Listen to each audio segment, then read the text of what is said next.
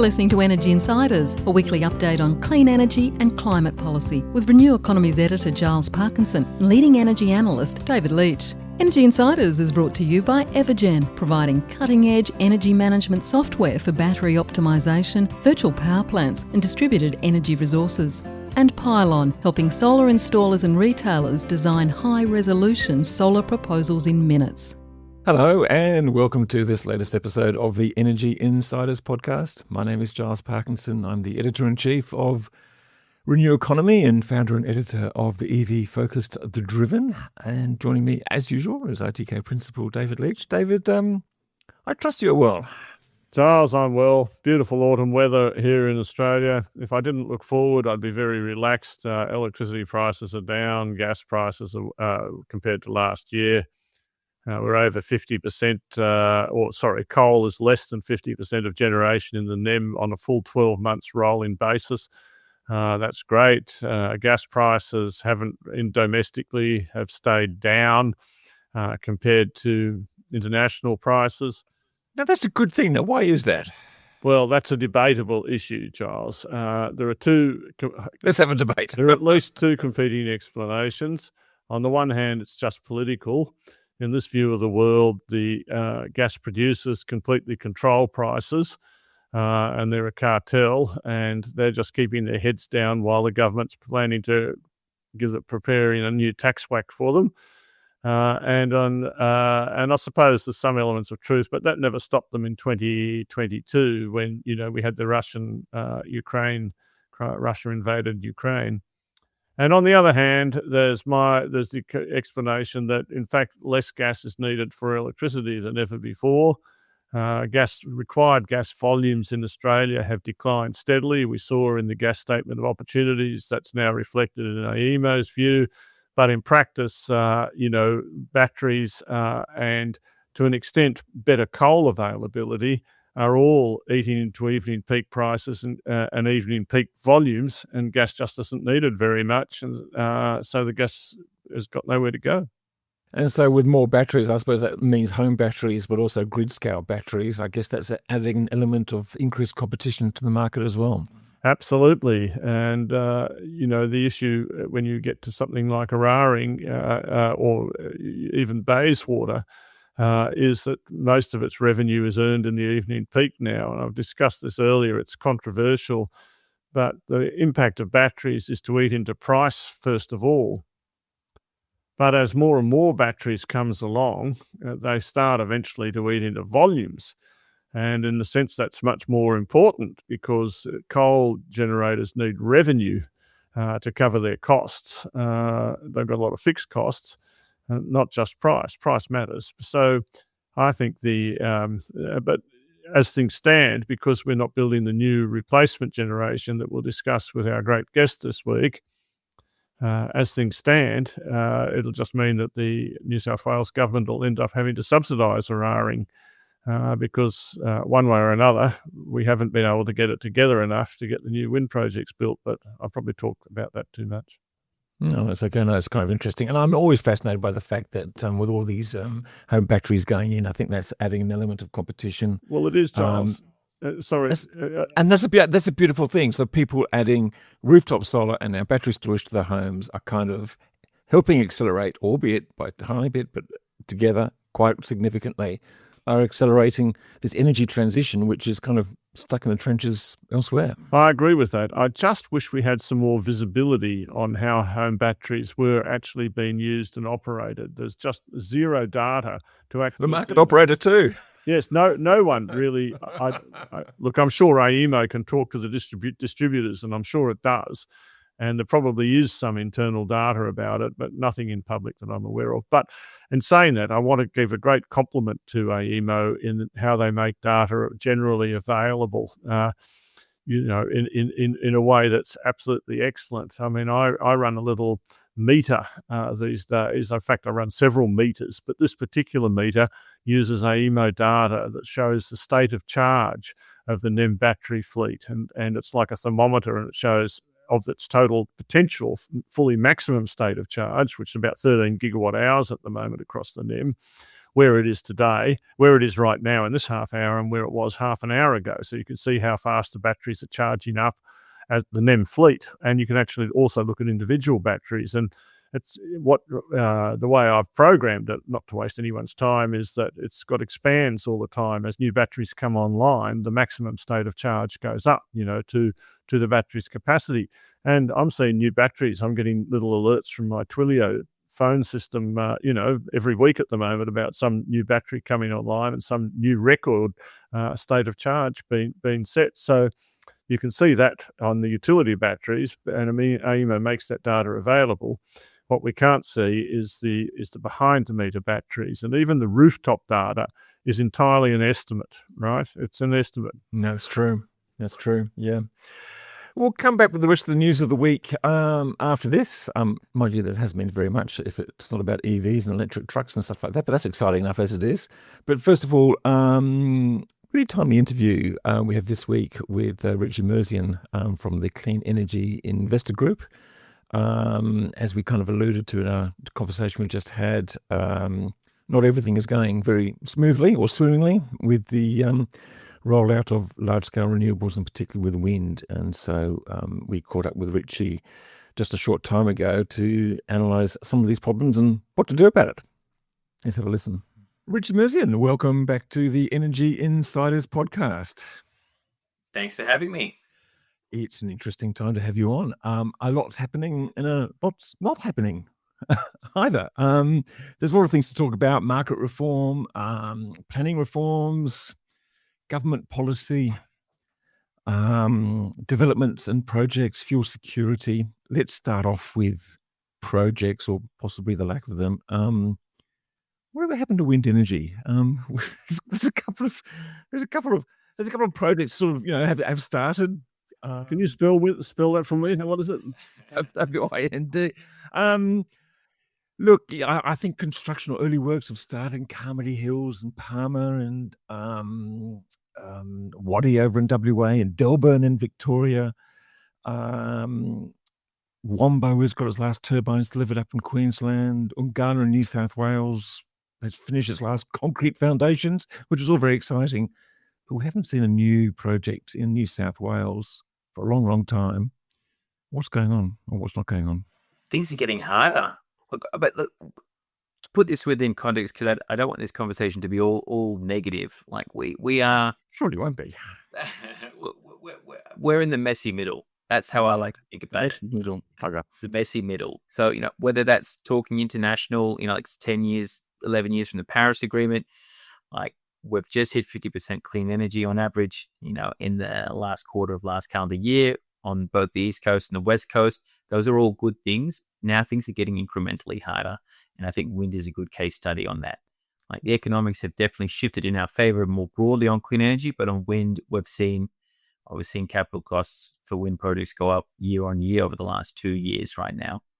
And it's just making things incrementally harder. And when you add to that the time and difficulties in the planning process with EPBC, with FIRB, because most of them have a good chunk of foreign investment behind it too, and delays in transmission. We're talking about New South Wales. We've got a new report coming out on New South Wales planning.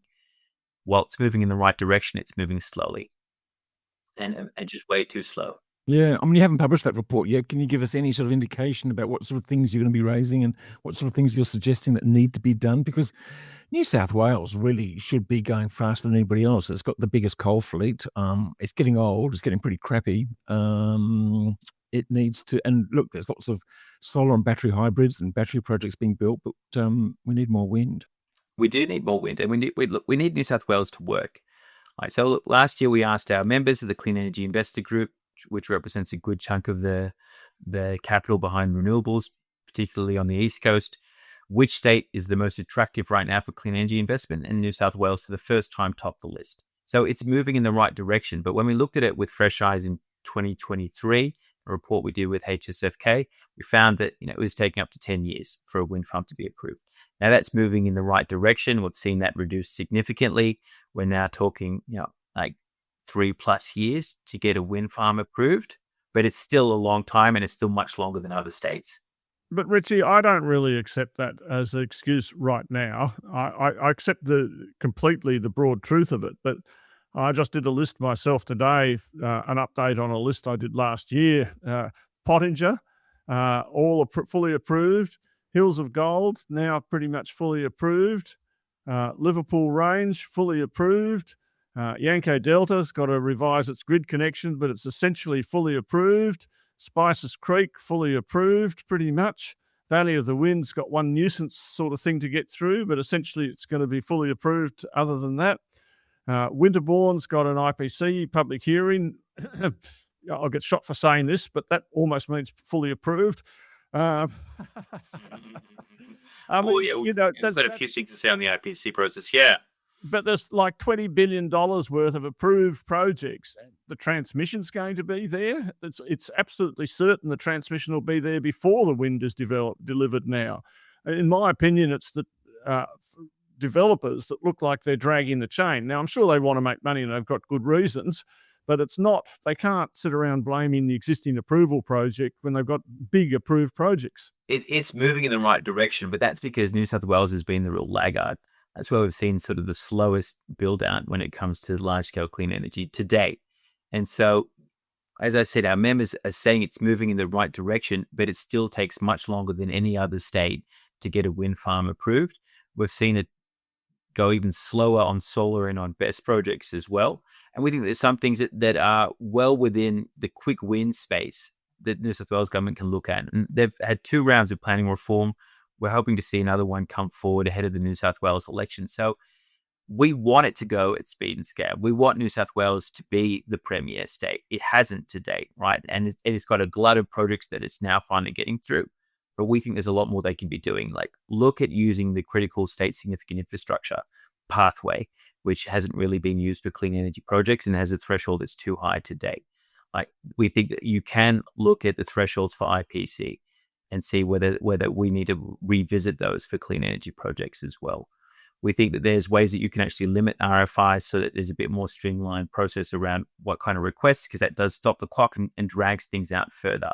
And when it comes to fees, New South Wales is the most expensive by far and by a multitude. I won't cruel the pitch by saying what the numbers are, because I'll save that for the report when it comes out, but significantly more expensive to push a project through the development process in New South Wales. So we're saying there's ways that we can move faster, because there's a lot more work than he's doing in New South Wales, particularly given that Queensland's going the other way. We think that there's good work to be done. But essentially, I can see 4 gigawatts of approved wind projects with different developers for almost each of them, and most of them have been approved for a while, and yet none of them are actually happening. So over and beyond approvals, over and beyond the transmission, what's the problem? In terms of why, and half of them have got CIS as well. Like CIS. Well, anyway, I'm getting grumpy. But no. It's good. Let's jump into it, David. Right? If only a CIS meant that you could hit close on a project. Unfortunately, it hasn't to date. Look, there are some issues around financing these projects as well, right? Like, think that the costs are moving against wind projects. Even with assist, even with a number of these hurdles cleared, we're still seeing a reluctance to move to that final stage. And there's some broader things that we want to be seeing to bring to bear. There's some improvements we can bring forward on the SIS. There's some good thinking that we're doing around the NEM review.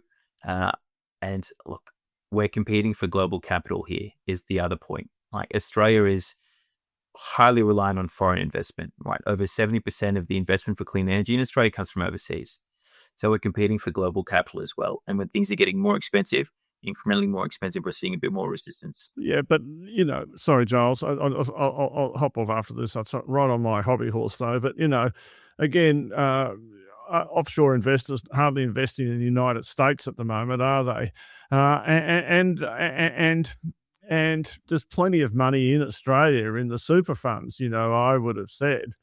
I'm not sure that we've really hit the nub of why it is that we're not getting PPAs signed, which it seems to me, if the CIS doesn't do the job, and I've come to the conclusion the CIS just doesn't do the job it was designed to do, namely getting new wind projects started. then how do we go forward from here? We can't sit around and talk about planning problems. We've got or transmission problems, or the fact that foreign investors in global market for capital. I've been in the global market for capital as long as I've been in investment banking, which is about far too long for this conversation. There are always a long list of problems, and developers get paid a lot of bucks to actually bloody solve them. As they should. Look, on Australian super, like I think what the numbers that we had ASFA present at the CEIG conference just last month is that they've got a direct interest of about 5% of clean energy is tied to Australian super, indirectly maybe 10%. So it's quite a low number. I'd say probably Australian super is better invested in renewables overseas than they are here. So we'd like to see that changed. We know that there's some reforms coming forward through the Your Future, Your Super package, so that Australian super isn't tied to legacy assets and has a bit more flexibility to invest in clean energy. We'd love to see more of that happen. We've got other ideas for how Australian super can play a bigger part, but we're not expecting it to fill the gap that currently is mainly played by clean energy investors overseas.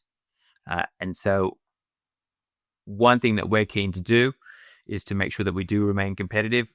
And on that one, we've got the federal treasurer trying to craft a budget that's going to work for multiple players, along with the current crisis right now.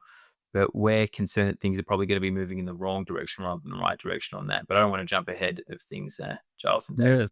No, I'd like to get to that actually, but I've got a couple of questions before then. First one is, you mentioned the CIS and you mentioned the energy market reforms. I mean, is there anything particular that you really want to happen sort of reasonably quickly on either of those or both of those things?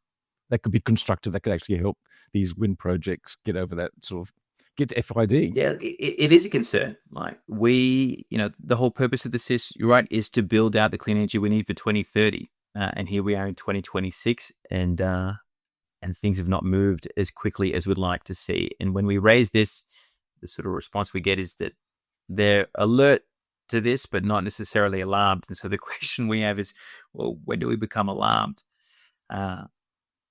There are some things that we could be doing, to help push things along in the capacity investment scheme, right? And maybe it could be too late for now, but there are probably some elements around tighter eligibility criteria in terms of who can get in there and bid, to ensure that those bidders actually follow through, maybe even stronger penalties as well to ensure that they actually follow through on some of the bids. But Richie, we all talked about that before the CIS was designed. We said it should only be for projects that were capable of being built tomorrow, not in 4 years' time, and that there ought to be huge penalties for.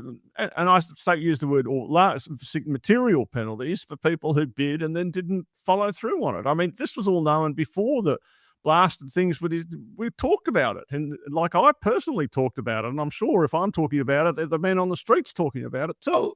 Oh, we had this in our submissions years and years and years ago. So these are not new things, and we're saying them again now for the ESEN and the NEM review too. So these are things that we'll have to learn from and carry forward. We don't want to give up on the SIS. It is a net benefit. There are ways that we can improve on it, because ultimately we want the SIS to work. We want these things built out. Like some of the projects, like in New South Wales, some of the largest wind SIS tenders, are sitting there waiting for connections.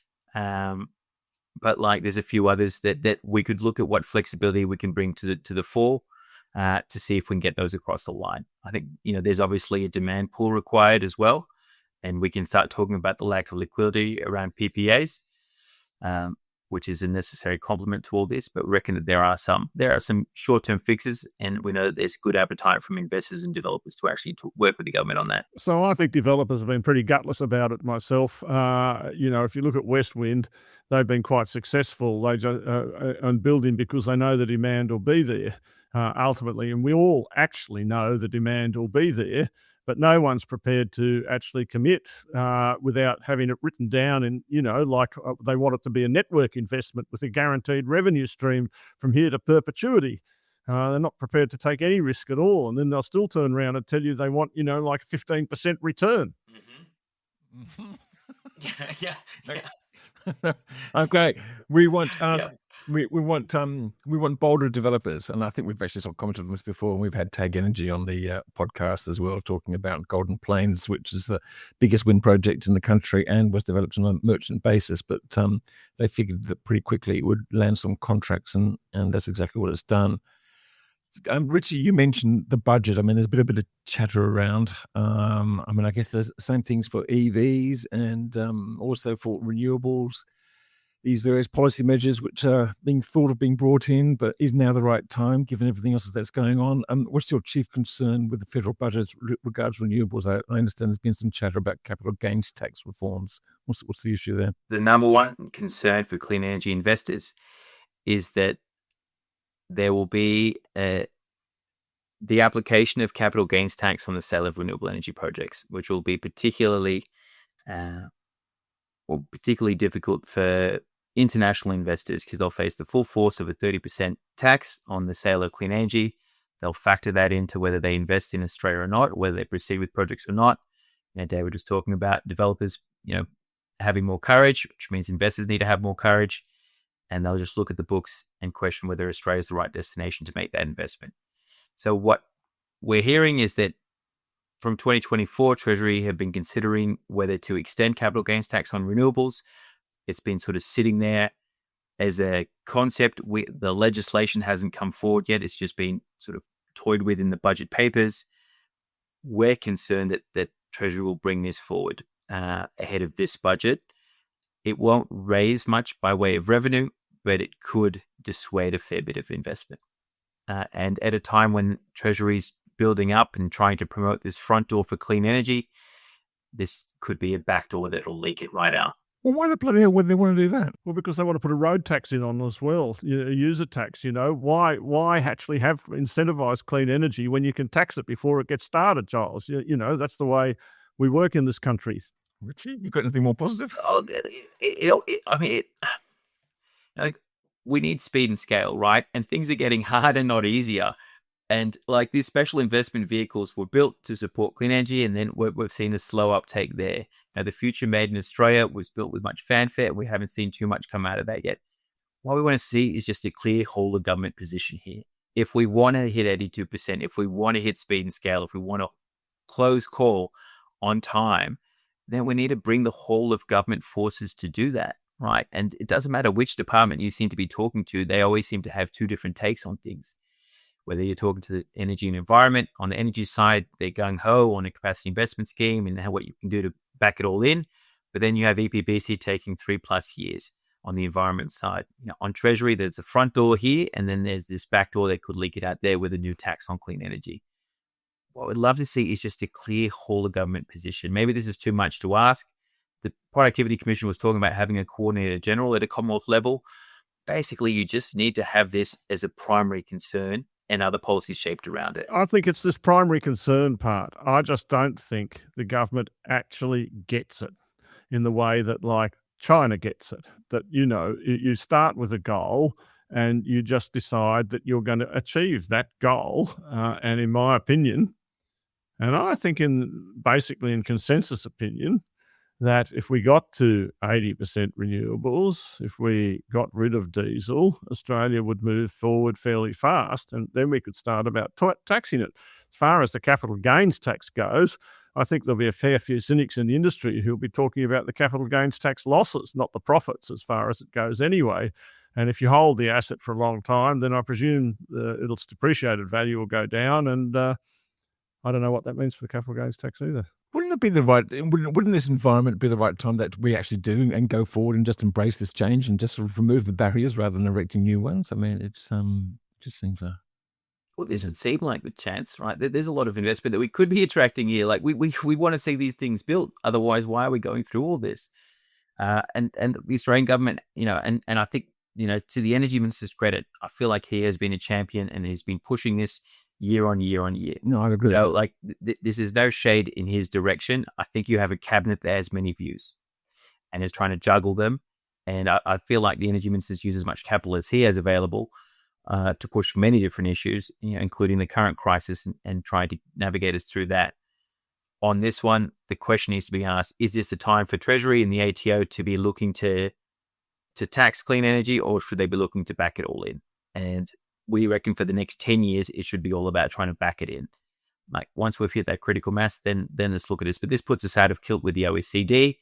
And I know that there's been new investors who have toyed with the idea of investing in Australia. They see this as a potential tax that's going to come forward, and they have to factor it in at its full force, just in case they are ultimately required to pay it.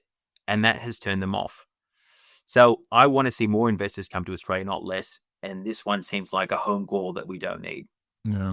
Look, I'm a bit depressed already, but look, before we sort of talk about sort of more uplifting subjects, let's just go to Queensland, where just how bad are things there? I mean, and then let's get into some more positive things after that. But how bad things are in Queensland, because there's a whole bunch of projects which have been called in by the Queensland government. I mean, they scrapped the renewable energy target, they scrapped the emissions target, they've called in all these projects. Some of them have been called in a year ago now. I don't know whether they've actually managed to sort of file everything and give their responses and things. What are you seeing? What are you concerned about? Is there any bright light there? I mean, Rio gets support to turn off its coal-fired power station, Boyne Island, in Gladstone, and power the smelter with renewables and firming power, and that's great. Is that the only shining light there? Is anything else happening? Yeah. Look, we'll start with a positive, right? Yeah. The federal government, has done good on the EPBC reforms, right? They were a welcome reform that they finally got through at the end of last year. EPBC wasn't meeting the needs of nature or development, and it has been a chief concern for clean energy investors. So, like, that's been a good thing.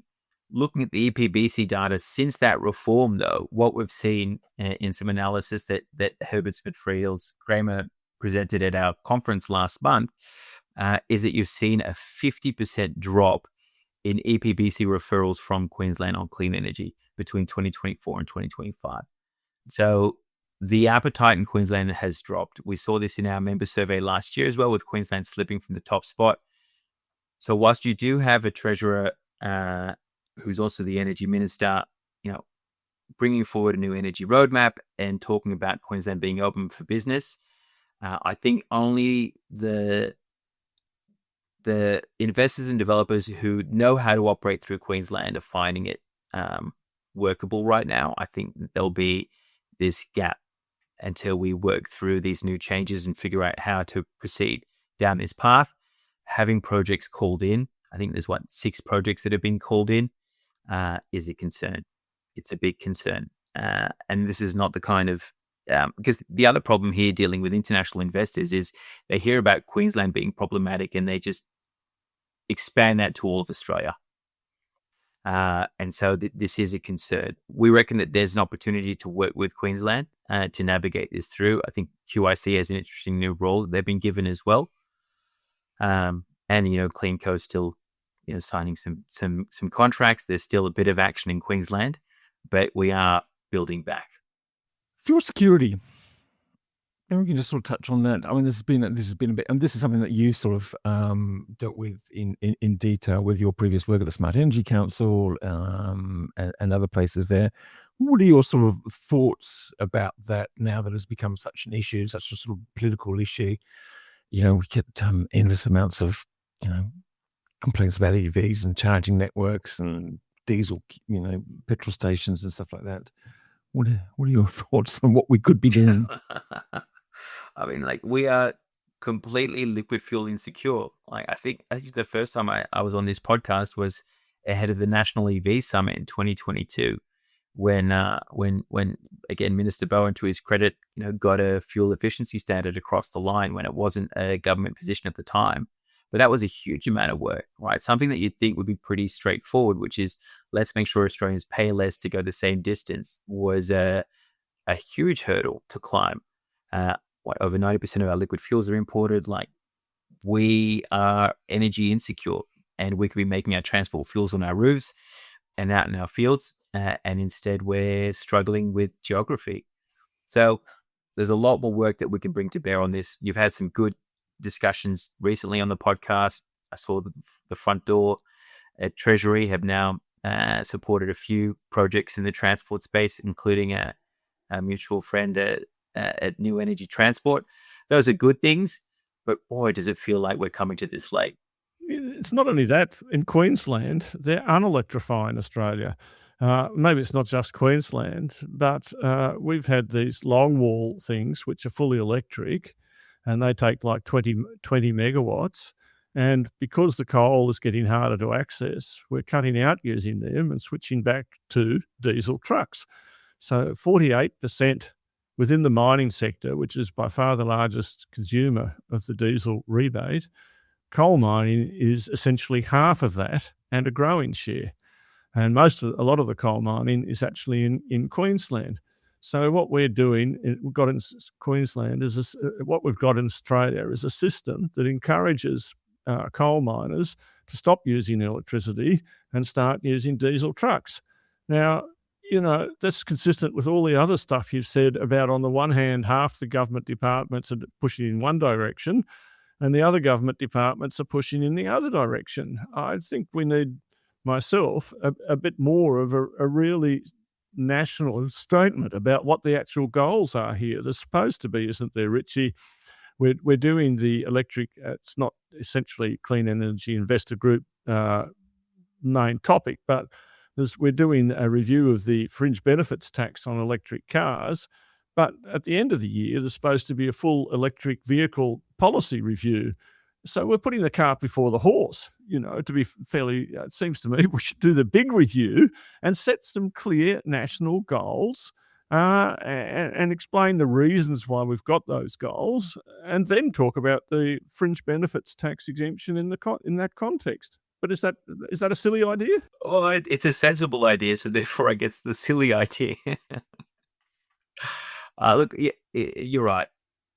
There's a lot that we could be doing if we thought about this in a whole of government, holistic way, right? And it's the same with all aspects of the electrification. It's the same of having clear demand pool, right? And this goes as much, like you had a good chat on the ISP when the draft came out, right? It's how do you take one single plan and actually go about implementing it, and what does each department have to do, and what does each state have to do, and then let's get on and do it, right? And this is, I'm sure this will be part of the AEMO governance review, but we'd love to see the ISP have a bit more teeth and actually stick to an overarching plan for how we do hit these targets. What do you mean? What do you mean by this, ISP having more teeth? I mean, just having more power to actually influence things and get things done? Yeah, well, yes, basically, or at least having an opportunity to ensure that every agency across the states and the feds is responsive to it and has to actually work to, and if not, why not? I would love to see the plan actually be a proper blueprint for the country. I guess the counterpoint for that is that people say that you can't then have AEMO and the industry running all of it, that there needs to be some governance board. That would be an argument that some put in place. Last thing I want is any more layers of bureaucracy. Oh, God, I know. God. Yeah, all right. I think we're on a unity ticket there as well. But we think there's a middle ground there. You can have the ISP have a bit more weight without having to create more layers. Well, I guess it's a matter of having this sort of ISP as a blueprint to do something, and then actually allowing it to do something. At the moment, it is just a plan. No one has any responsibility to adhere to any element of that plan at all. And in fact, it's a plan that's almost unachievable in the sense that you just can't, the physical limits of building the capacity that's required are just out there. But I mean, coming back to wind, right, in New South Wales, Richie, what are your members saying about the wind projects that are approved? There is a financing issue.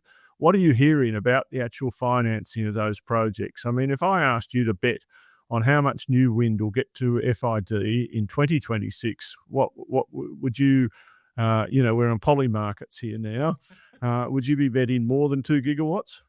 Yeah. Yes, I would. Look, and maybe that's me being optimistic.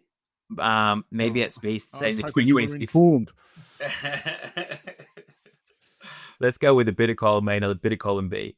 I wish my members gave me a good insights into their financing decisions, but unfortunately, I'm just an industry group mouthpiece, David. Look, I'm optimistic. I think New South Wales will have more of a bumper year this year. But there are some low-hanging fruits. There's some things that they can do to ensure that it's not just this year where things are corrected, that this can go between now and the next term of the New South Wales government as well. And we'd love to see a bit more political buy-in from the top. So it's not just, the planning minister and the energy minister doing the heavy lifting. We think that there's a lot the New South Wales government can bring to this as well. So I don't just on that, excuse me for reading the body language, and it's always hard to read, but you and the likes of you and I and Giles and a lot of other people kind of read the body language of our leaders as to how they think about things. I'm not, I'm 100% fan of Penny Sharp. I think she's done a fantastic job. But I really not get much of a sense that Chris Minns is on board with anything very much. He wants to have a road get tax on cars, even though he drives an EV. And I'm not really convinced he actually wants to get any. I think he'd probably be happy if Eraring was running for another 20 years. What's your sense? I don't want to put you on the spot or anything. No, not at all. Yeah. Last year, the Premier Minns made a point of noting that New South Wales was now the most attractive destination as a state amongst all the states where our members voted in terms of where they'd like to put their investment. So he was quite proud of the fact that they are going in the right direction, but it's from a low base. And those are a few occasions where he does dive into this issue. I don't know, my broad take is that this is a government that's sort of inherited the legacy of Matt Keane and the LNP, which were quite gung-ho on the transition, which they managed to do so from a bipartisan position as well. And since then have had to work the system and pop the hood and found a whole bunch of things that they were concerned with. And now I think we're at a stage where they've gone through a few reforms on clean energy. They're in a position now, they've extended Eraring. We know that's going to go to 2029. Now's the time that they can move forward. This is their government. They own the direction. They've got their roadmap. And we'd love to see the Premier take a key role in actually leading this forward. So again, if I just dive into what I perceive as the detail, and I might, I just sit here and read, I wish I was as well informed as you, Richie, but I look at, say, Snowy, and we've said a couple of times that, in a sense, it's more important for Snowy to write PPAs using Tomago as a pretext, frankly, than it is to support Tomago from the point of view of the nation. And that's just really is the way I think about it. We have to decarbonise electricity before, otherwise there's not any point in decarbonising transport. And I don't, the kind of mutterings are that New South Wales government's not all that big on helping Tomago out, which ends up making it difficult for the federal government to do as much as it would like. Am I interpreting that wrong? You seem to be reading the tea leaves on that. The proof is in the pudding, right? And would like to see what comes forward eventually. Tea pudding? I'm not so sure. I hope not. We'd like to see these projects electrified. We'd like to see the state government, the federal government play roles in making sure that all lines up. We think there's a lot more potential here.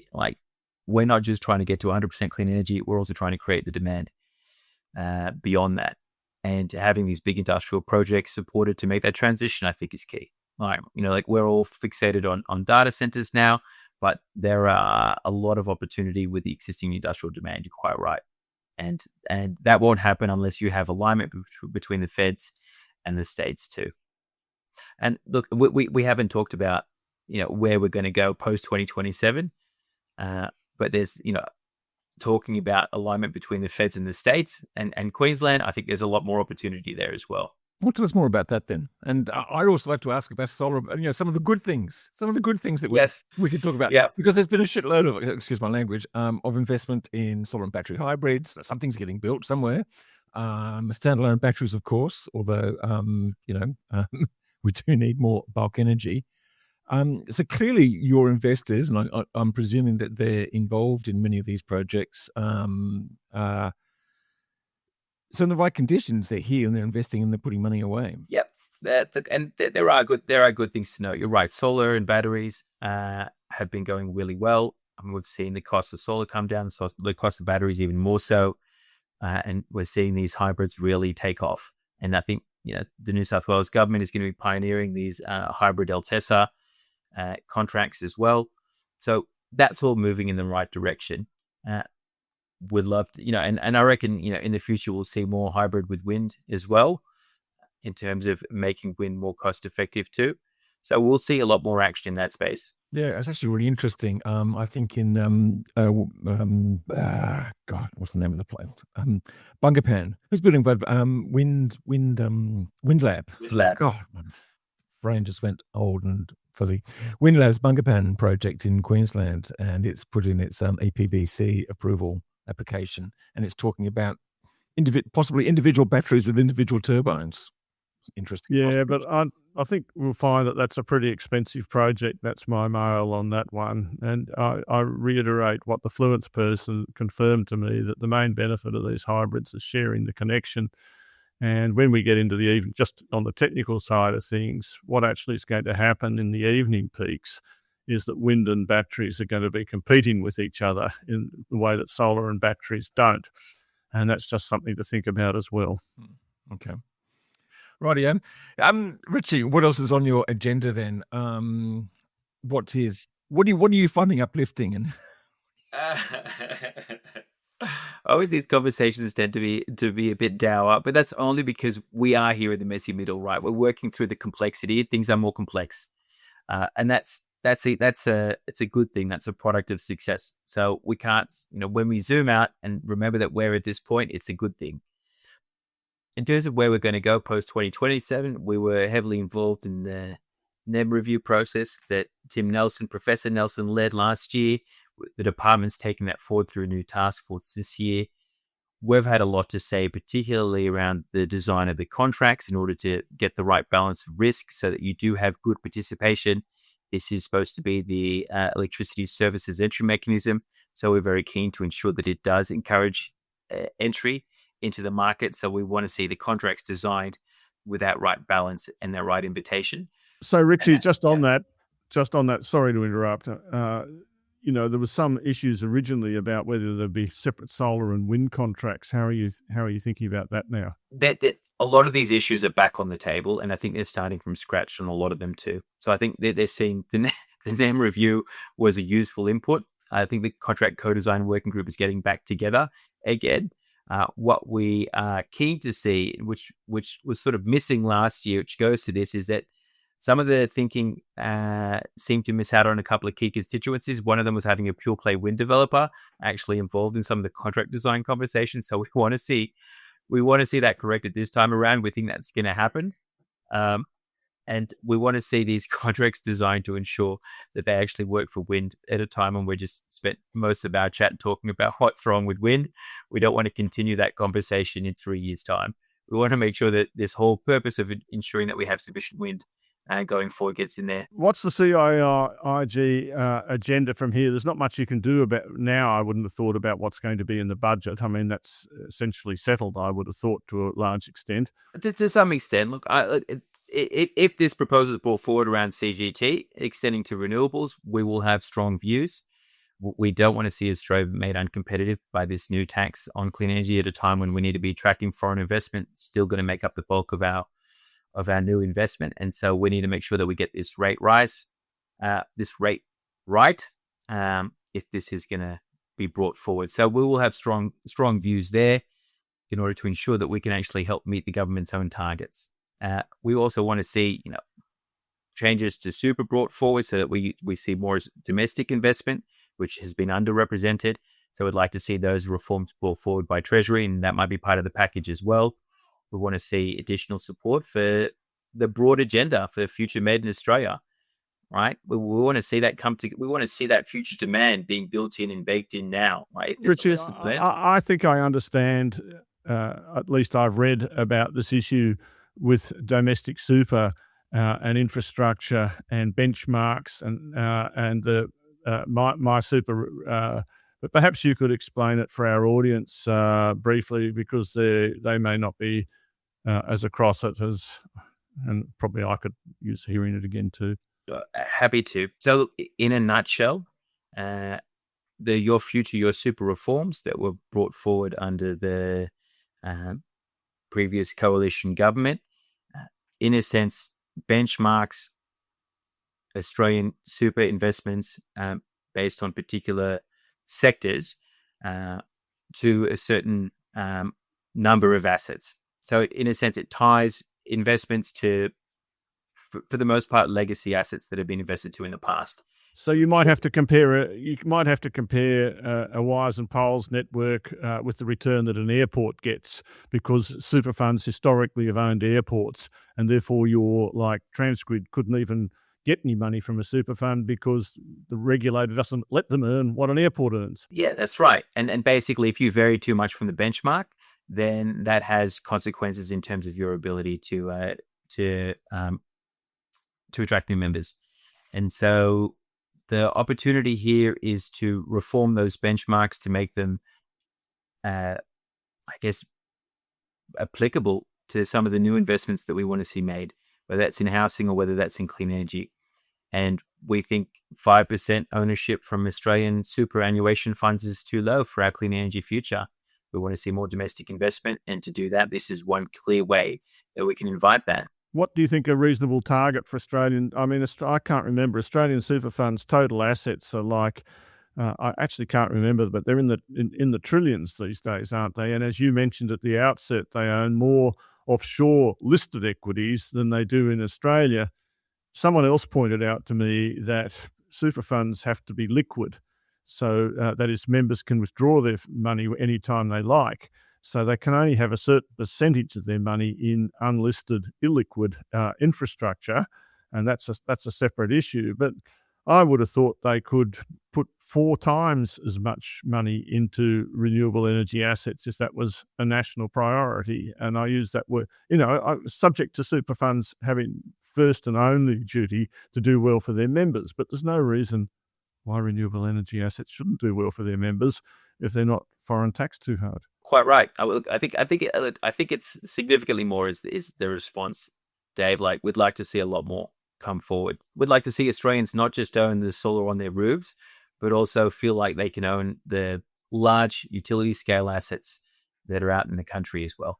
And this is one of many reforms that we could see brought forward. I think there's others that you can look at in the broader context of what the federal government is responsible for. I think that there's improvements that you could bring to the Foreign Investor Review Board, so it doesn't take a year to wait for them to clear some of the deals that could be done. So there's a few things that the Commonwealth can do within the context of the budget and Treasury that could really help things along. And there's some things that they can do that would that could potentially hurt things. And so we'd like to see this budget support clean energy. That, I think, Richie, is a good way to end, hopeful way to end. And yes, it's interesting times, which I think can be a bit of a curse. But I think you've described it perfectly as the messy middle. We've got the complication of this, global fuel crisis. It seems like an opportunity to push forward, but will we? All these forces are at play, and you must see these forces at close hand, both within meetings and outside. And it's Giles, what I'd love to see, because I reckon we'll probably be here in another 5 years. I'd love to see the forces that want to see Australia transition as powerful and as outspoken as commanding as some of the forces that have really held Australia back. I think we're not there yet, but that's what I'd love to see in the future. And we've talked in the past about the international climate work as well. Australia has a key role to play in delivering this year's Conference of the Parties to the UNFCCC. But one of the real benefits of having the opportunity to have potentially brought that to Australia and to host that in Adelaide in November, which is not going to happen, which is really disappointing, was to actually showcase to the world the opportunity for Australia to play this role. South Australia is doing it, on track to hit 100%. And what we want to see is the whole country do that. But to do that, we need to be whole of government about it. And that brings me to the last question. And just, you mentioned South Australia, and it's extraordinary what's happening there. And also, I think what Twiggy Forrest has tried to achieve up in the Pilbara, we'll wait to see if he does actually meet those targets. But, so far, so good. You are an experienced climate negotiator on behalf of Australia and as an observer. What do you think that Chris Bowen can achieve in his rather sort of unique role, sort of relatively briefly, as a sort of president of negotiations, whatever the hell that means, for what is now the Turkey? As in this role, I think Minister Bowen can play a voice of reason. I think he's best when he talks about climate and the transition in terms of the economics and how the economics have really shifted. It's often quoted the IEA comment that twice as much investment went into clean energy as went into oil and gas and fossil fuels last year when they crunched the numbers. So the economics are on our side, and I think the minister has a key role to play in continuing to hammer that, because the goal globally is that we triple clean energy generation by 2030, double energy efficiency. We're not on track to hit that, according to IRENA, the International Renewable Energy Agency. We're not too far off. It's looking at a bit over doubling, but we're not close to tripling yet. So just hammering home how the economics are really behind clean energy, and at a time when everyone is really questioning energy security, to connect those two issues, I think is probably the best thing that he could do this year. I think having that relevance brought into the climate conversation, which can seem quite esoteric and up in the air, I think would be key, and he'd probably be the right person to do it. Good stuff. Well, Richie, that's a nice way to end. Thank you very much for a really detailed conversation and just sort of some of the challenges that we're facing in the clean energy industry at the moment. So I really do appreciate your time. Fingers crossed for the budget, and let's hope we can find some paths forward, both in sort of planning regimes, the CIS and the market reforms, and hopefully land at a sensible position. So, Richie, once again, thank you very much. G'day, Alex Carey here. The GoodWe ESA all-in-one home storage solution is here, and it's a game changer. It's packed with market-leading features, full home backup and 6-level battery protection. With up to 48 kilowatt hours in a single stack, the ESA is a breeze to install with no gateway needed. The GoodWe ESA series is available now and priced to cover the 2026 drop in the rebate. Visit goodwe.com.au for more information.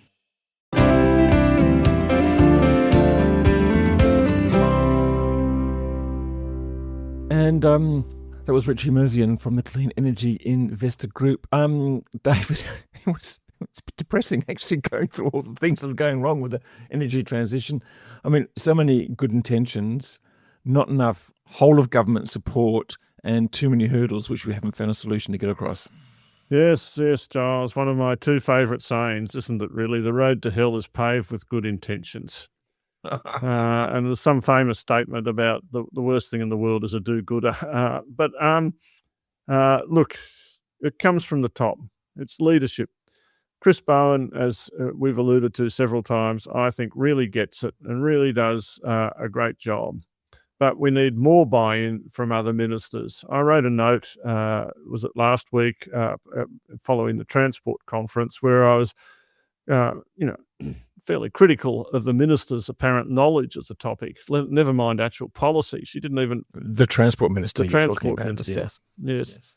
I just expect ministers to be fully across their brief. There may be reasons why policy is or is not implemented, but I expect them to understand their industry, and I was disappointed in that. And I think it's actually, sort of just interrupting there, I think it's actually really interesting that Chris Bowen is so across his brief, and that's why he's become this extraordinary target of the right-wing media, calling, yes. And because he's the guy that kind of knows, and he's the guy that could, unlock some of the solutions if you can get the rest of government support. So by attacking him, they're sort of attacking the person that they see as the biggest threat to their ideology, or in the case of the fossil fuel industry, their vested interests. But I don't think they landed many blows. I've been hearing, from my right-wing school chums and so on, and various other people I sort of keep an eye on. Right-wing school chums? There's a revelation.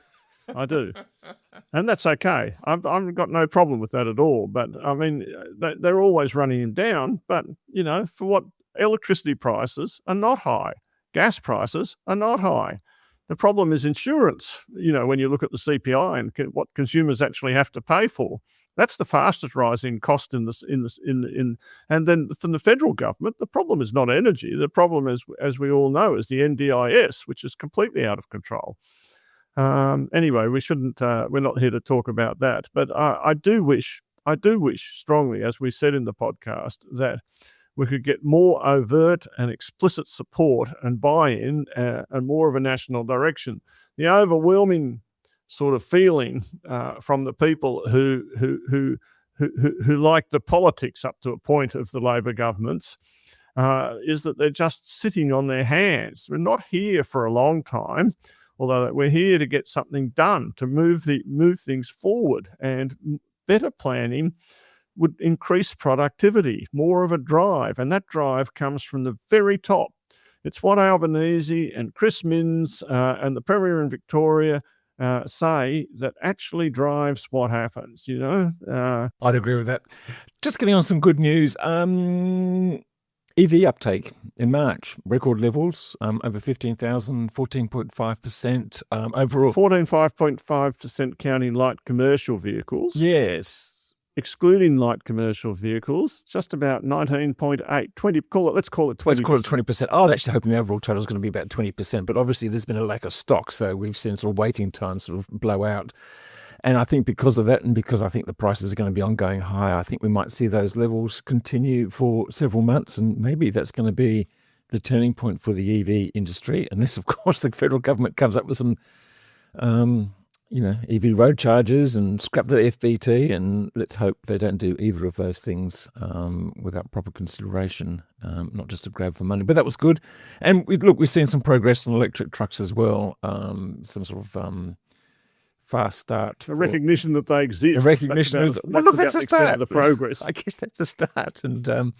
And we had Daniel Bleakley, of course, from New Energy Transport on a couple of episodes ago, and they've just gotten some support for the Wilton electric heavy electric truck depot, which will be the biggest in Australia and quite interesting, southwest of Sydney, as they seek to roll out their routes between Sydney, Canberra, Wollongong and Newcastle, and then hopefully beyond that to Canberra as well, Brisbane, Melbourne and Adelaide. So that's good.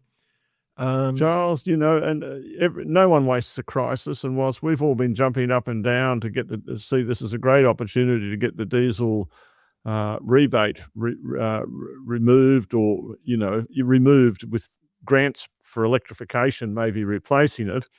In fact, the mining industry sees that this is a great opportunity to get the rebate increased because the diesel's gone up so much, At the same time, it was interesting. So Bellevue Gold this week just came out and said it's at 90% renewables just for its power supply. Hasn't electrified its trucks yet, but it's got run down its diesel costs to 1.2% of total operating costs. That compares to 15% for most mines.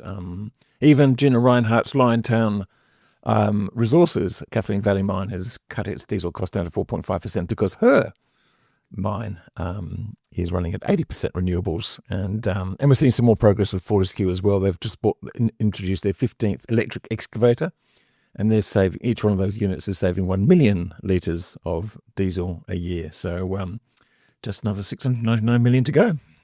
It's nice to see Fortescue actually walking the walk for once. They do tend to make a lot of... Well, there's a lot of hydrogen hopium and hype, but this one actually just seems real, and it is a real zero target to 2030, so we've been watching that with interest. And I think if it succeeds, it really will be looked at by the rest of the industry because they're not a small operation. It's a very major piece of business. I think it's really quite important, I think. And just to finish off, David, you... went for a long drive over Easter before and afterwards in your electric vehicle. How did you go? Did you queue for 5 hours at the charging station? No, but I do think that the charging stations, I did have a learning out of it, and that is that I always go to a Tesla station, even though it doesn't charge as fast as some of the other ones in my particular car. You do not have a Tesla. No, I don't have a Tesla. But it's got lots of stalls, so I'm likely to get onto a Tesla charger, whereas when you go to a country town and there's one charger there, and it might be a very slow charging car that's just there, you can really get stuck for a long time. And I did see that the capacity utilisation of the whole network was very high, and it made me realise that there are ways that arguably the other charging companies are a little bit undercapitalized, and they want to build 1 or 2 stalls at a place instead of 5 or 6 and upwards. I think 8 is the standard sort of thing that a Tesla would build. And so I think that the government again could think harder about how to do this. And one of the ideas I was tossing around with some friends is that you look at the big petrol stations, and they've got a lot of stuff set up. And if people were inclined and could do a deal, you could put EV stalls in at those big highway petrol stations, a whole bunch of them. And, the infrastructure in terms of the cafes and things that are there that could attract people, and, because it's going to take you half an hour to charge up, you could actually make your money out of the food, etc., rather than the actual charging. Well, that's where they make their money. But it's interesting. I mean, some of those petrol stations now coming around to it. I think there's a BP in Victoria which is going to have 25 charging bays, electric charging, EV charging bays. So that's a sign of progress. David, I'm going to have to wind us up because I've got to get somewhere, and I think we've already taken an hour of our listeners' time. And so I'm going to thank you for joining us. I'm sorry, I might have cut you off from a very important piece of information. Well, I was going to start talking about the ravioli I've got to go and cook. But anyway, Giles. Thank you very much. Thanks to Richie from the Clean Energy Investment Group. Thanks to our sponsor, Pylon. Thanks to all the listeners out there. And we'll be back with another episode of the Energy Insiders podcast next week. Bye for now.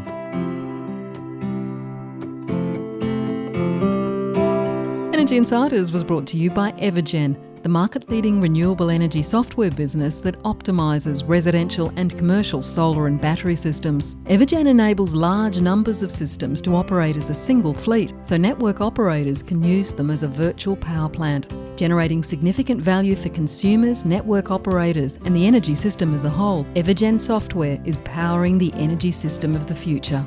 Energy Insiders was also brought to you by Pylon. Pylon provides easy-to-use solar design software for installers and retailers with pay-as-you-go pricing, no monthly cost and no lock-in contracts. Join Australia's top solar companies who trust Pylon to design high-resolution, CEC-ready solar proposals.